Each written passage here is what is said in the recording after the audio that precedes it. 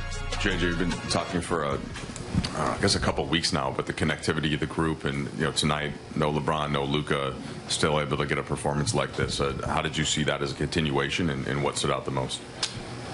Very much an all-hands-on-deck game for us. I thought our group was very connected on both ends of the floor. I mean, the Pacers require you to exert a lot of effort, and they require you to play hard. And they don't necessarily run a lot of stuff. They run a lot of concepts, and you have to fly around. You have no choice. Thought our Veers were great. Our low man was great. The game plan discipline was great. They scored, but they're a really good basketball team. Held them to 42%, 31% from three. They got 26 points in the paint in the second half, but for us to hold that team to 42 points in the paint, hey, we felt like if we could do that, we could win the game. I know you've spent a lot of time with Austin since you got the job. What have you seen from him throughout these months, and kind of capping off a 45-point performance today? Yeah, I think the biggest growth for him has been his leadership. It's something I've challenged him on. It's something he wants. He wants that responsibility. He's accepted it. He's embraced the challenge. I joked with him before the game. I said, did Bron talk to you? He said, yeah, Bron called me last night, told me he's going to be out. I said, we probably need a 38-8 game, from you. And 45-7-7 will do. That'll do. So he played awesome. JJ, you guys converted Jordan to a two-way contract. He comes in tonight, 10 points, 4 rebounds, plays pretty good defense, is closing for part of that fourth quarter. What did you see from him? And you've talked about wanting South Bay to be an extension of what you guys are doing. And do you feel like that synergy was there with him understanding the playbook and just the concepts and coverages? Yeah. Goody helped win us the game. Let's be very clear on that. I thought it was big time of him not having played with us, not having practiced with us since the preseason, to be able to play against a Eastern Conference Finals team and make an impact. Not surprised, though. He's someone that we've wanted to have up with us. The two ways we've had have all been really good. It hasn't felt right, particularly with him rehabbing a hamstring injury earlier in the season, and then re-injuring his hamstring. So it's been a challenge to get him up, but we felt like the timing was right to do it now, and to do that after getting called up on Friday was awesome. JJ, how was Gabe? It looked like he had some ice on his shoulder. It wasn't available late to you. So Vando was on a 20-minute restriction, and Gabe was on a 25-minute. We ran them 19:48 and 24:56. Okay, was that the minutes with the knee? Is that the restriction for Gabe? Yeah, just his normal minute restriction. Okay. Yeah. The list of players who've had 45-7-7 in this organization are Elgin Baylor, Jerry West, Magic Johnson, Kobe, LeBron, and now Austin. He joked with us the other day like he doesn't belong in these conversations and stuff like this, but just how important has he been to this team this year, and how important is he going to be for what you guys are doing from here on out? I think he's been as important as any player on our team. When he was out with his, hip, glute, back from the fall, that sort of locked his body up. It was very noticeable that he was out of the lineup. And sometimes it's noticeable when he's not on the court, when he's just sitting on the bench. I mean, he really gives us a lot of pop. And for him to play in that game tonight, Siakam's an all-star this year. Halliburton's been an all-star. I felt like he was the best player on the floor tonight, and that says a lot. He showed up in a big-time way. It's 1988.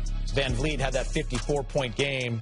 Austin Reeves is next on the list. He did it today in the win. 45 points. His efficiency, Rob, 14 of 26, 4 of 9 from 3. I love this stat, too. 13 of 13 from the free throw line. By the way, Rob, he also had 3 steals. He was exhausted. He had to play 40 minutes, and you heard him say it right there. He always wants to kind of deflect and talk about what everyone else did. He wants to play the game the right way. You got to be pretty proud of the young man. By the way, he's playing it the right way. Yeah, he's playing it the right way. He came out, was very efficient. You kind of feel like when a guy takes a 3, gets fouled, and makes it, that's the sign of a good. Always get career highs when the big dogs don't play, and tonight was no exception. I was going to come back to you with that after you talk. You've talked about that so many times. Yeah, it's kind of funny. You know, if Shaq and Kobe aren't playing, Rob's going to get his 30, 35 points, no doubt about it. The thing I like about Austin, I was at the game the other night against Golden State. Might have been his worst shooting night ever. I mean, he was 0 for 9 from three-point range, 4 for 17 overall. After the game, just his usual self, you know, he greeted me with his typical, "Hey, champ, I've never won anything, but I appreciate that, Austin." He just don't know your name, He doesn't Brez. know my name. What's up, Brez? Good to meet you. You know what I like about him, though? Someone had to step up today. As we already mentioned, no LeBron, no Luka, no Mark Williams. That's about 70, 75 points of offense not in the game. Austin said, you know, I'll try to get close to 50 to help compensate for that. He scored so many different ways, so fun to watch, and always such a great guy in the locker room. People love this kid.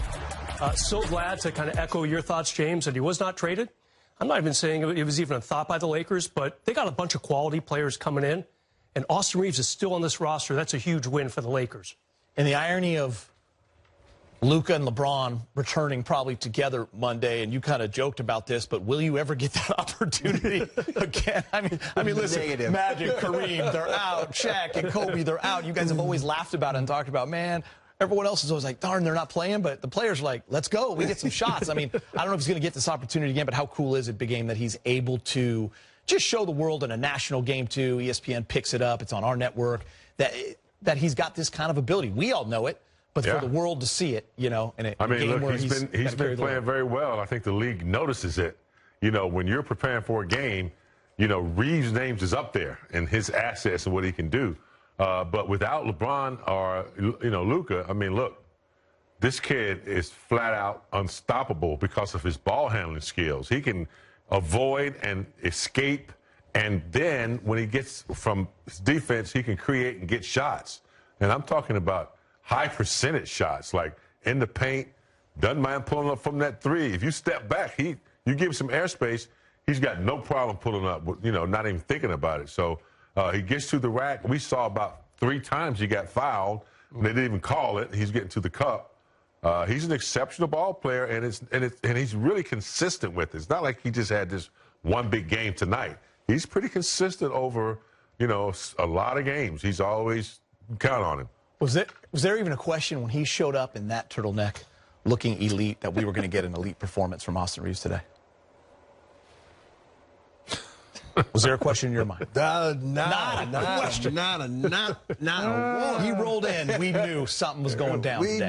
He knew something. We all knew something. He hit a birdie on 18 today, which was very important in his match. Golf clubs. He was happy his road dog was back. Rob returned. By the way, Rui was great. Yes, Rui. Tonight. Absolutely. Yeah. Rui was great with 24, efficient, 8 of 13, 9 rebounds, also 6 for 6 from the free throw line. So their 2 stars tonight were 19 for 19 from the line. Yeah. You know, the crazy part about that, Rui was having a great night, but when you get a guy that's this hot and he's a primary ball handler, you're like, dang it, but go, boy. You know, so he could have his career night too, but, you know, let's give it to AR. My man, Ryan, is trying to get to the highlight. I love him. Tomorrow's his day with the Eagles, but I got to say this. Trey Jameson and Jordan Goodwin. Yes. For you Laker fans that weren't sure what was happening out there, who's the guy in the mask? Who he played for? Who he played for.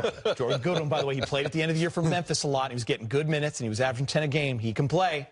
He was phenomenal tonight. Just real quick, these guys combined for 18 points in 27 minutes, 8 of 12. Props. Whether you put them on there or not, they're going on there. The Los Angeles Lakers secured a 124-117 victory over the Indiana Pacers at Crypto.com Arena, with LeBron James sidelined due to left ankle soreness and newly acquired Luka Doncic yet to debut. Austin Reeves delivered a standout performance, achieving a career-high 45 points, along with 7 rebounds and 7 assists. Reeves was highly efficient, hitting 14 of 26 field goals, including 4 three-pointers and making all 13 of his free throw attempts. Rui Hachimura also contributed significantly, scoring 24 points and grabbing 9 rebounds. The Lakers established a commanding 44-22 lead by the end of the first quarter, a margin that proved insurmountable for the Pacers. For the Pacers, Pascal Siakam led with 23 points, while Tyrese Halliburton added 19 points and 9 assists. Despite their efforts, the early deficit was too great to overcome. This win marks the Lakers' 5th consecutive victory, bringing their season record to 31-19. They are set to face the Utah Jazz in their next game. Please subscribe to the channel and like the video.